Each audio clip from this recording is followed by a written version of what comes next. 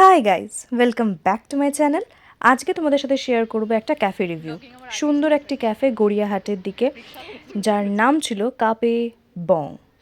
তো সেই জায়গায় আমরা গিয়ে তিনজনে মিলে কী কী করলাম সেটা তোমাদের সাথে শেয়ার করতে চলেছি। জায়গাটা ভীষণ সুন্দর ছিল। তোমরা আশা করি যারা গেছো তারা নিশ্চয়ই জানো কোথায় জায়গাটি, এবং খুবই ভালো ছিল জায়গাটা। ফটো তোলার মতো একদম পারফেক্ট ছিল। ফুড ওয়াজ জাস্ট অসম। আর যারা ওনার ছিল বা স্টাফ বলো, যাই বলো না কেন, তারা প্রচণ্ডই ফ্রেন্ডলি। তো চলো দেখে নিই ক্যাফেটা কীরকম আর আমরা কী করলাম সেটাও তোমাদের দেখাই। চলো, তো তোমাদের ফার্স্টেই দেখাই ক্যাফেটার ভিতরটা। খুব সুন্দর ছিল ভেতরটা। আর ভেতর দিয়ে যখন আমরা ঢুকছিলাম, মানে গেটটা দিয়ে, ওখানেও প্যাসেজটা খুব সুন্দর, এবং তার পেছন দিকে বসার জায়গা ছিল একটা দারুণ। এটা ছিল ওদের মেনু কার্ডটা পুরো পেপারের, নিউজ পেপারের মতো। তো খুব সুন্দর আর কি।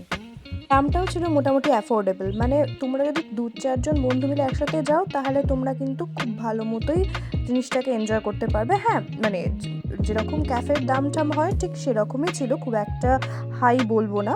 একটা সুন্দর মিউজিক, শান্ত পরিবেশ, একটা সুন্দর জায়গা। আর কি চাই বলো তো, এই ক্যাফেগুলোতে গেলেই যেন আমার মনটা খুব ভালো হয়ে যায়। মানে খাও দাও, মজা করো, গল্প করো, সুন্দর মিউজিক শোনো, এসিতে বসো, বন্ধুদের সাথে গল্প করো, খাও দাও। আর এই তো বিজি শিডিউল থেকে এইটুকু টাইম বের করে তো এইগুলোই করতে পারি। আর সবসময় তো আর হিল্লি দিল্লি যাওয়া হচ্ছে না, তাই না? তো এটাই তো মজা জীবনের।